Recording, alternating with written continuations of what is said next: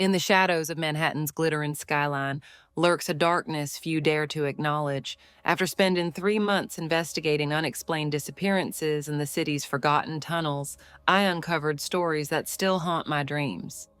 What you're about to witness has never been documented before, and there's a reason why. Join me as I expose the terrifying truth behind New York's most closely guarded secrets. I never wanted to go back down there, not after Sarah. The subway tunnels haunted my dreams for 2 years after she disappeared. But when I noticed the pattern, I knew I had to face my fears. My name's Rachel. I've worked maintenance for the MTA for 15 years, checking signals, fixing tracks, keeping the city moving. The tunnels were my second home until that night. The night my baby girl vanished without a trace. She was supposed to meet me after my shift. We always grabbed coffee at that little shop near Borough Hall Station. When she didn't show, and I knew something was wrong. The police found her phone on the platform. No prints, no witness, nothing. Just another missing person in the city that never sleeps. But then last month, I started noticing things during my rounds, little details that didn't add up. Scuff marks near the emergency exits, fresh paint covering graffiti in abandoned tunnels, security cameras that kept going dark at the same times. And the stories, other girls going missing, always from the same 3 stations, always during the graveyard shift. I spent weeks mapping it out, tracking times, locations, maintenance schedules. The pattern was there, clear as day once I saw it. All the disappearances connected to an old service tunnel that wasn't on any official maps. My hands were shaking when I filed the report. But the brass ignored it. Too busy, they said. Not enough evidence, that's when I knew. I had to go down there myself. The service tunnel entrance was hidden behind a utility panel, covered in decades of grime and rust. My chest tightened as I squeezed through. The beam of my flashlight barely cut through the darkness, the air thick with decay, and something else. Something metallic. My breathing echoed off the walls, each step taking me deeper into my own personal nightmare. The tunnel curved down, spiraling into the bedrock beneath the city. I almost turned back when I heard it. Voices, distant but clear, and then a scream. My blood turned to ice, but I kept moving. The voices led me to a heavy steel door, recently installed, totally illegal. Through a gap in the frame, I saw them. 3 men in suits, talking business like they were in a boardroom. Behind them, shipping containers, modified, ventilated. I heard sobbing from inside. My hands trembled as I reached for my phone, fighting every instinct screaming at me to run. The video I took was shaky, but clear enough. Clear enough to show the mayor's brother running a trafficking operation right under our feet. Clear enough to prove what happened to Sarah, clear enough to shut them down permanently. That was 6 months ago. The case made headlines, powerful men in handcuffs, dozens of girls rescued. Sarah wasn't among them. The investigators told me she was probably moved through the network long before I found the tunnel. Probably overseas by now. That word, probably, it haunts me more than the tunnels ever did because now I know the truth. This wasn't just about my daughter anymore. This was about every daughter, every sister, every woman who disappeared into the darkness. I couldn't save Sarah, but I could save others. So I kept digging, kept mapping, started connecting with other maintenance workers across the city. We formed a network, sharing information, tracking patterns, documenting everything.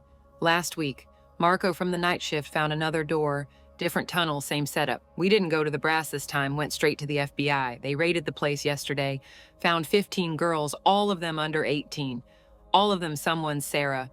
The agent in charge pulled me aside after, said they'd found connections to operations in 3 other cities. Asked if I'd consider consulting on similar cases.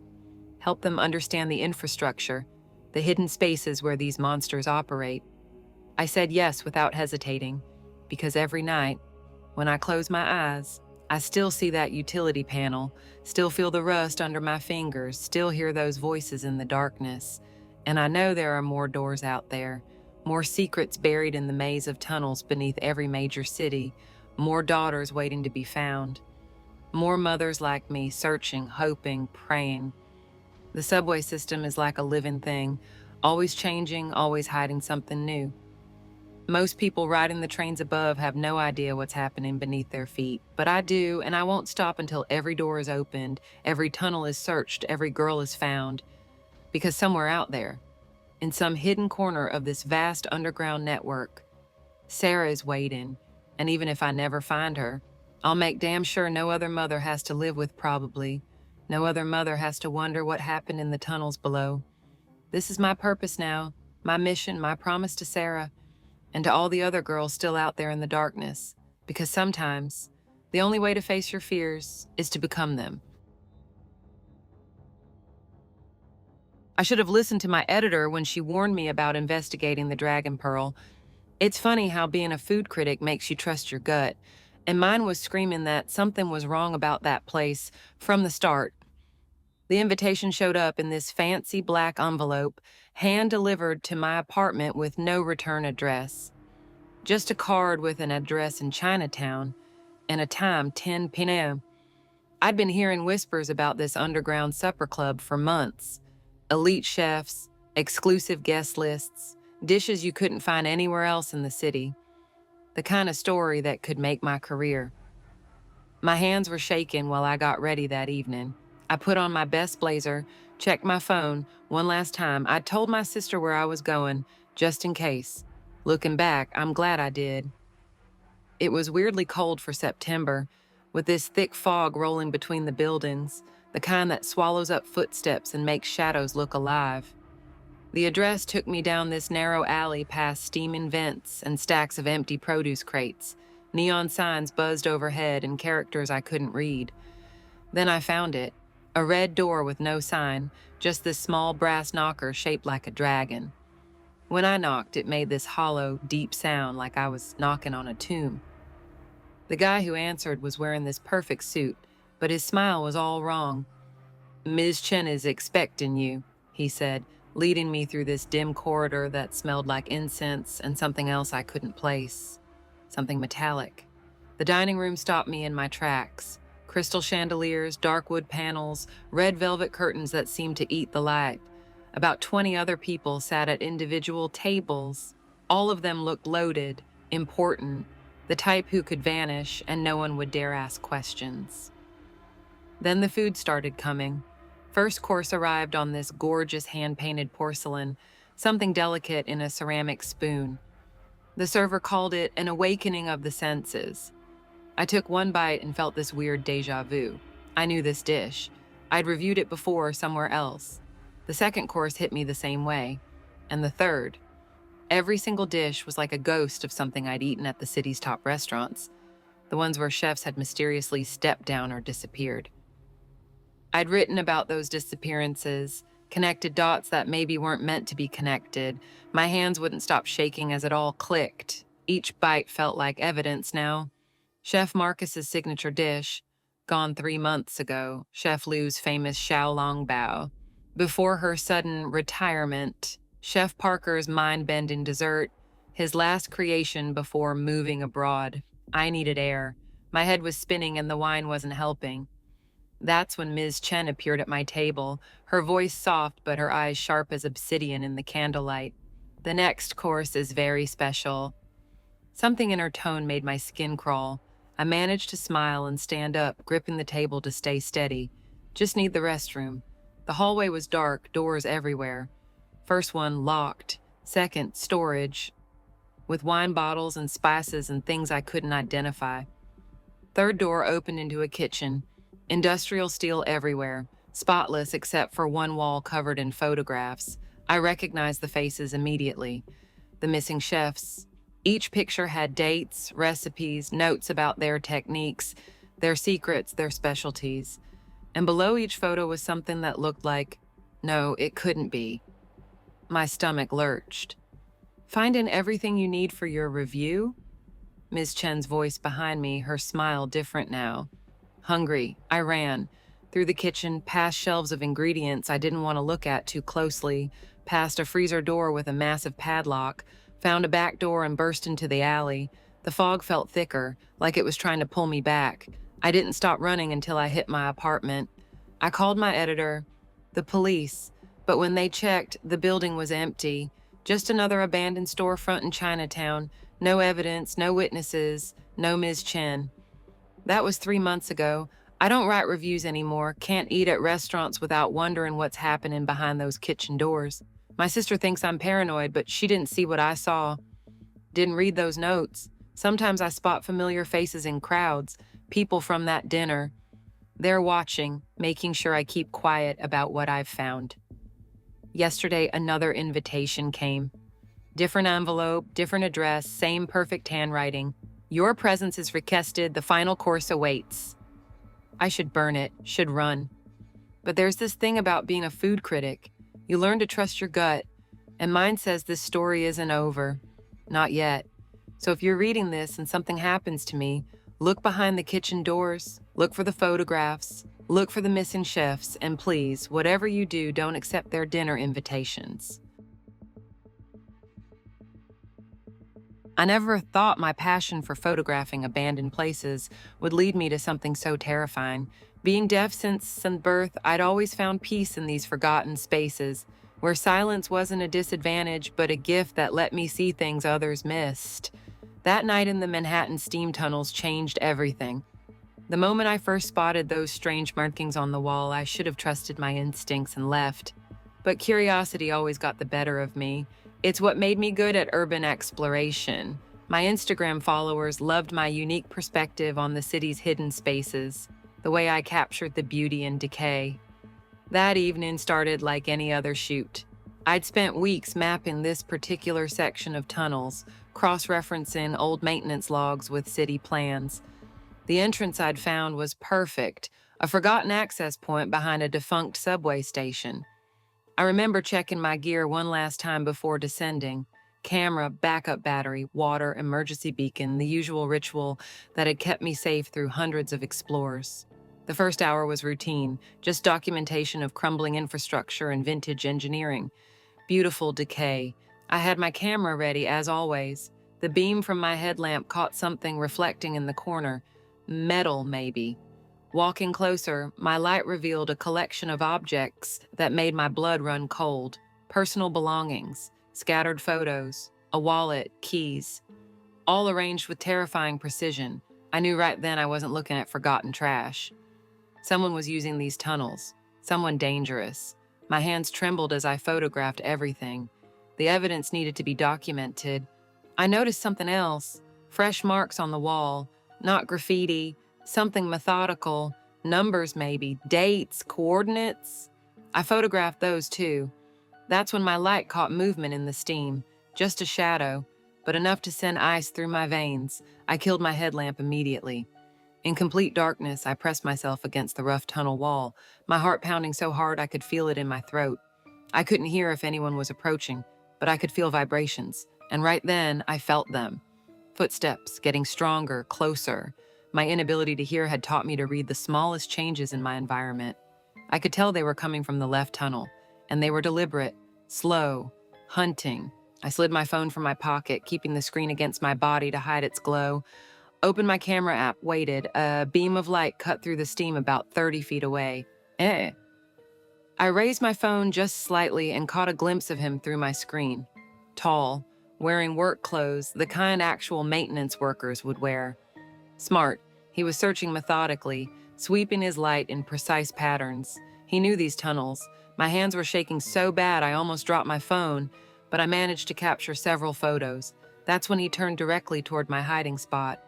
I held my breath. The steam must have shifted, revealed my outline. He froze. I saw his light drop to something at his belt. The glint of metal. I ran. I ran faster than I'd ever run in my life. Through the darkness, I knew these tunnels, had mapped them obsessively for months. While he had light, I had something better, true familiarity with every turn, every obstacle. I felt his footsteps getting closer, then farther as I cut through shortcuts he didn't know existed. I didn't stop running until I burst out of a maintenance exit 6 blocks from where I started. My lungs were burning, my legs shaking, but I was alive. I didn't go straight to the police. I couldn't. Not yet. I needed to process what I'd seen, make sure my photos were secure. The next morning, I uploaded everything to multiple cloud accounts, created detailed maps marking the exact locations. Then I went to the precinct. The detective who interviewed me was skeptical at first until she saw the photos, the personal belongings, the marks on the walls, the man in the maintenance uniform. Her expression changed completely. They had similar photos from security cameras near 3 disappearances in the past year. All around steam tunnel access points, they'd been looking for connections, and I'd just given them one. The investigation moved quickly after that. They found more evidence in those tunnels, evidence of other victims. The man in my photos matched security footage from several cases, but they never caught him. The tunnels were too vast, too many places to hide, too many ways to disappear. Sometimes when I'm alone at night, I feel phantom vibrations in the floor, like footsteps. Every unexpected shadow makes my heart race. I still explore abandoned places. I won't let fear steal that from me. But now I always check for fresh signs, new marks, recent changes. I carry a panic button linked directly to police dispatch, and I never go into the steam tunnels, never again. I never wanted to be the one who uncovered this, but once you see something, really see it, there's no going back to normal. Being a crime scene photographer for 15 years, I thought I'd seen it all. The murders, the suicides, the accidents. We all used to say the camera never lies. God, how wrong we were. It hit me during that banker's suicide case. Just another 3 a.m. call to some fancy penthouse.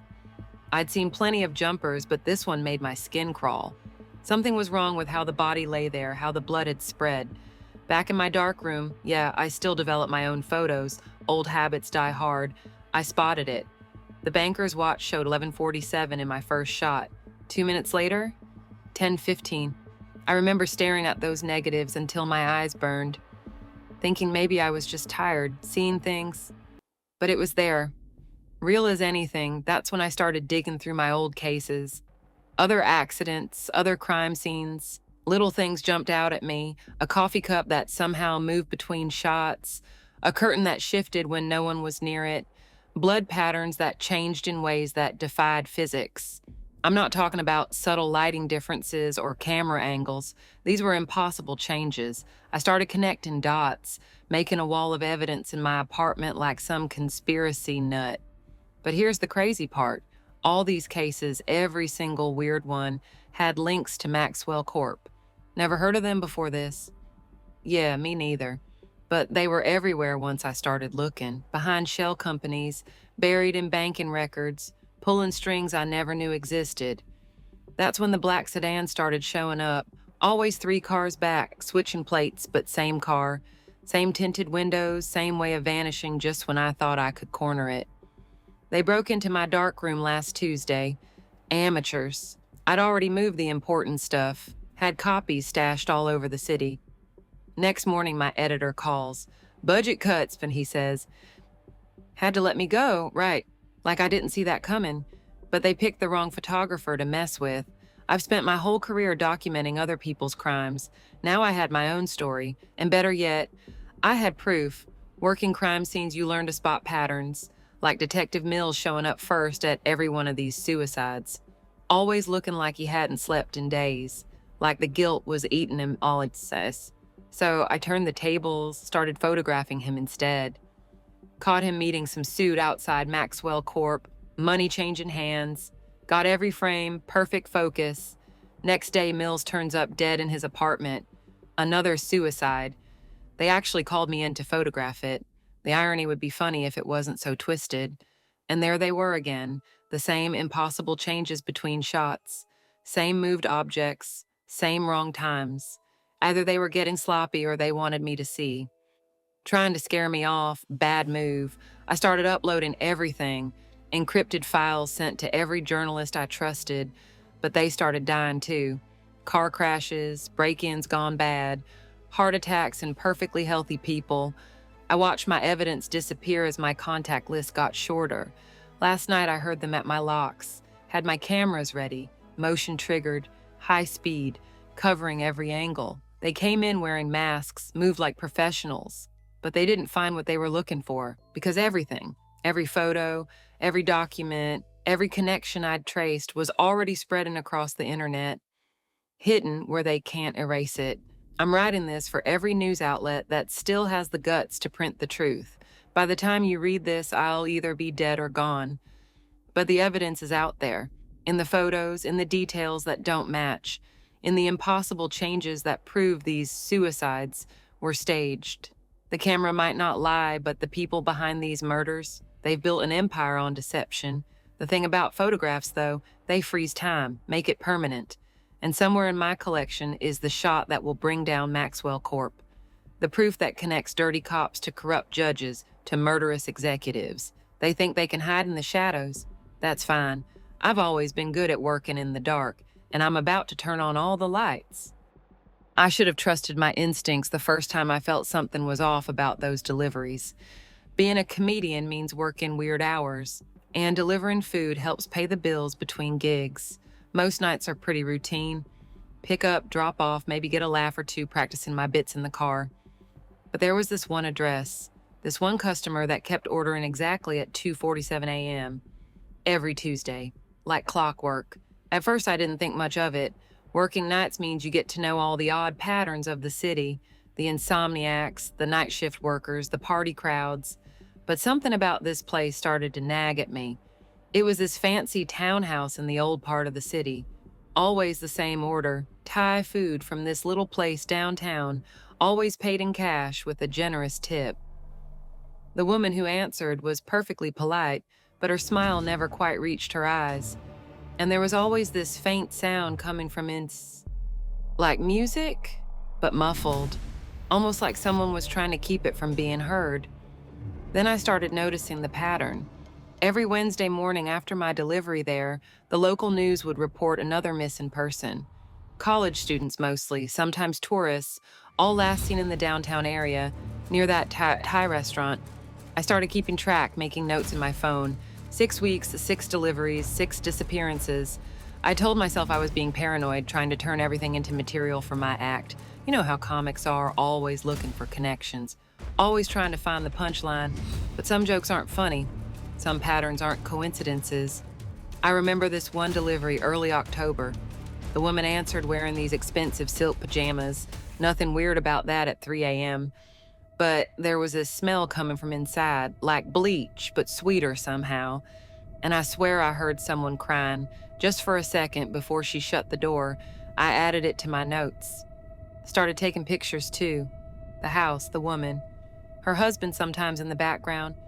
Tall guy, always wearing these pristine white gloves, even in the middle of the night. Who does that? I started doing research during the day, looking up old news stories, missing persons reports. The pattern went back years, but it was scattered, hard to piece together, different neighborhoods, different restaurants, different times, but always late at night, always delivery drivers involved somehow. Some of them went missing too. That's when I started being more careful, carrying pepper spray, sharing my location with friends. But I kept taking those deliveries, kept collecting evidence. I told myself I needed proof before going to the police, but maybe part of me wanted to know, needed to understand. That's what comedy's about, right? Understanding the darkness, finding the light. But then came that night, the 7th Tuesday. The order came in right on schedule, 2:47 a.m. But this time when I got to the restaurant, there was someone else there picking up an order. Another delivery driver I'd never seen before. Young guy, probably a student. He was headed to the same address. That's when it clicked. The pattern wasn't just the disappearances, it was the drivers too. I'd never seen the same driver twice at that restaurant during my shift. Never. My hands started shaking as I scrolled through local news on my phone. 6 delivery drivers reported missing over the past year, all working late night shifts, all last seen making deliveries downtown. I canceled the order, drove straight to the police, showed them everything, my notes, the pictures, the patterns. They didn't believe me at first, thought I was pitching them material for my act. But they checked it out, found things in that townhouse. Evidence, bodies. The woman and her husband were part of some kind of network. They'd been operating for years, using delivery drivers to bring them victims, making us unwitting accomplices. The police told me I was lucky, that my paranoia probably saved my life. But I don't feel lucky, I feel guilty. Every time I see another delivery driver, I think about how many times I drove right up to their door, handed them exactly what they wanted. How many people disappeared because I didn't speak up sooner? How many drivers vanished while I was collecting evidence? I still do stand-up, still work on my bits, even talk about it sometimes on stage, trying to find the humor in horror, trying to make sense of senseless things. But I don't do deliveries anymore, and I never, ever order food after midnight. Sometimes, though, when I'm driving home late from a show, I'll pass by that old townhouse. New people live there now, normal people. But I always check the time, and if it's 2:47 a.m., I drive a little faster, because some patterns stick with you. Some jokes leave scars, and some nights, the darkness isn't trying to be funny at all. I should have trusted my instincts when I first saw that building on Monroe Street. Being newly divorced and desperate to rebuild my real estate career didn't give me the right to ignore what was right in front of me. It started 3 months ago, right after I got my license renewed and decided to specialize in pre-war buildings. The commissions were better, the clients were more serious, and honestly, I needed something to focus on besides the empty house I came home to every night.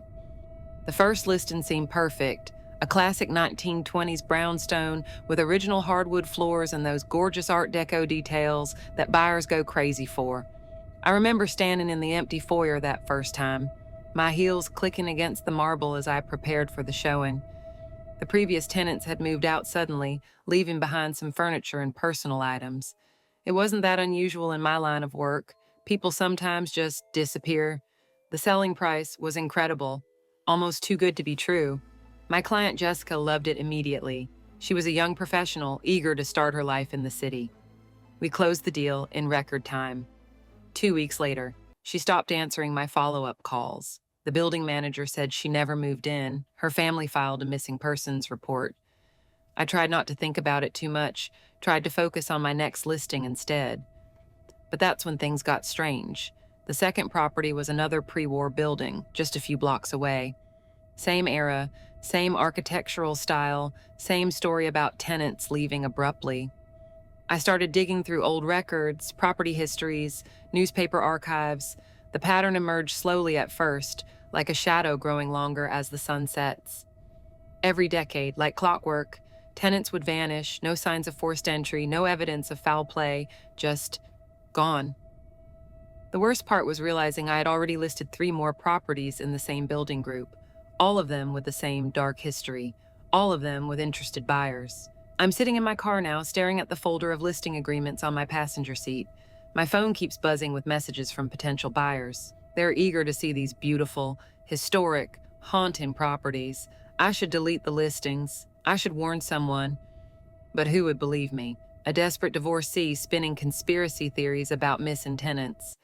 And then there's the commission, the money I desperately need to start over. My hand shakes as I reach for my phone, another buyer wanting to see the Monroe Street property. I catch movement in my rearview mirror, a shadow passing behind my car. When I turn around, there's nothing there, just the empty street and the looming facades of these beautiful old buildings. Watching, waiting. I know I should drive away, never look back, but instead, I find myself typing, "Yes, I can show you the property tomorrow evening." I press send and wonder if I just sealed someone else's fate, or maybe my own. That night, I couldn't sleep. The files I'd gathered were spread across my dining room table, newspaper clippings, property records, missing persons reports dating back to the 1930s. I started marking the dates on a timeline, every 10 years, almost to the day. Someone would disappear. The buildings were all connected somehow, built by the same developer, a man named Theodore Blackwood. His name appeared in every property deed, every construction permit. But after 19th, he vanished too. Just like the others, the more I dug, the more unsettling it became. Each building had been renovated exactly 1 year before a disappearance. The work was always done by different contractors, but the permits were filed by shell companies. Dead ends. I found an old photograph from 19ed. It showed Blackwood standing in front of the Monroe Street building. He was tall, elegant, his face partially hidden by shadow. But what caught my eye was the pendant he wore, an unusual geometric design. The same design I'd seen carved into the door frames of every building. I hadn't noticed it before. But now I couldn't unsee it. The next morning, I drove to the Monroe Street property early, Before my scheduled showing, I needed to see those carvings again. The building was quiet, empty. My footsteps echoed through the marbled foyer as I approached the main door frame. The pendant design was there, exactly like in the photograph, but as I looked closer, I realized it wasn't just decorative.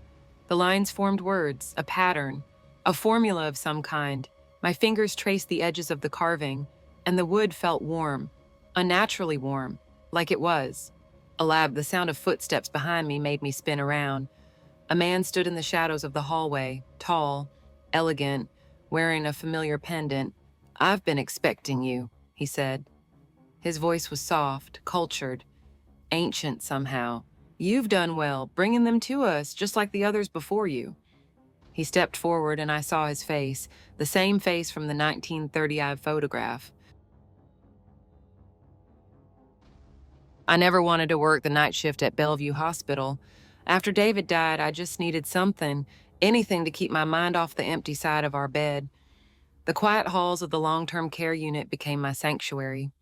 Walking those corridors at night with just the soft hum of medical equipment and steady breathing of my patients helped dull the ache of missing him. I thought I knew every sound in that place, every beep of the monitors, every squeak of the cleaning cart's wheels. Until that night in December, when everything changed. I first noticed it with Mr. Torres. His left index finger twitched. 8 years in a coma, and suddenly there's movement. I checked his charts over and over. No changes in medication, no new treatments, nothing that could explain it. I tried telling myself I was seeing things, that grief was playing tricks on my tired eyes. But then I noticed Mrs. Klein's blood pressure readings were off. Not dramatically, just slight variations that didn't match her normal patterns. Most people wouldn't catch it, but after months of caring for these patients, I knew their vitals like I knew my own heartbeat.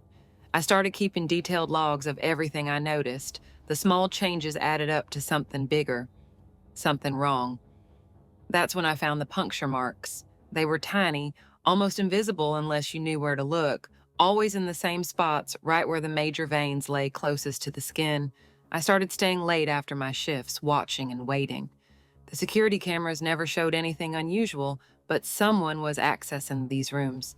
Someone who knew exactly what they were doing and how to avoid being seen.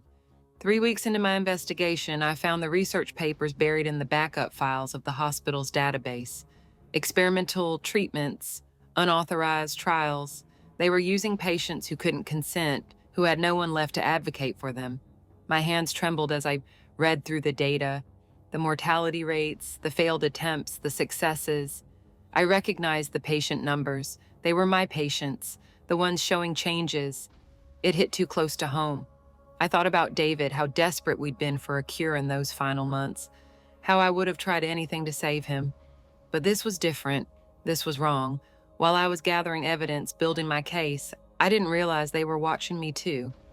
The morning I found my locker broken into, I knew I'd been made. A single Post-it note stuck to my scrub said, "Some people are better off asleep." I should have been terrified, should have walked away, but I couldn't stop thinking about Mr. Torres, Mrs. Klein, and all the others. I had to keep going. That's when I started noticing the smell, something sharp and chemical that didn't belong. It would linger in the rooms after my rounds, like someone had been there minutes before me. Always between 2 and 3 a.m. when the hospital was at its quietest. I changed my routines, took different paths through the unit, doubled back to rooms I'd already checked. The smell was strongest in room 412, Mr. Torres' room. I hid my phone in the fake plant by his window, recording everything. The first 2 nights showed nothing, but on the 3rd night I caught them. A figure in scrubs, face masked, moving like they owned the place. They knew where every camera was, stayed in the blind spots, but they didn't know about my phone. I watched as they drew blood, injected something clear, took readings. Mr. Torres never moved. When I enhanced the video later, I caught sight of their ID badge. Dr. Anderson, head of neurology, the same doctor who treated David, who'd pushed us to try experimental treatments when nothing else was working. My blood ran cold as everything clicked into place. I dug deeper into the hospital records, found more files, more patients going back years, all terminal cases converted to long-term care. Perfect subjects, no family asking questions, no one to notice if things went wrong. Tonight, the cameras in long-term care will be down for maintenance. I've hidden copies of everything I've found. If you're reading this, it means something went wrong. But there's more you need to know. Check the basement storage, Unit B7. Behind the old filing cabinets, there's a locked room. I found the key card last week, took photos of everything inside. The equipment isn't standard hospital issue. The vials have labels I've never seen in our pharmacy. And the patient charts. They tell the real story of what's happening here. Why some patients never wake up. I'm going back tonight one last time. I need proof they can't deny, something to stop this before anyone else becomes another statistic. Another failed attempt. David would probably tell me I'm being stubborn again, too determined to fix things that aren't mine to fix. Maybe he's right. But these patients need someone to speak for them, to be their voice.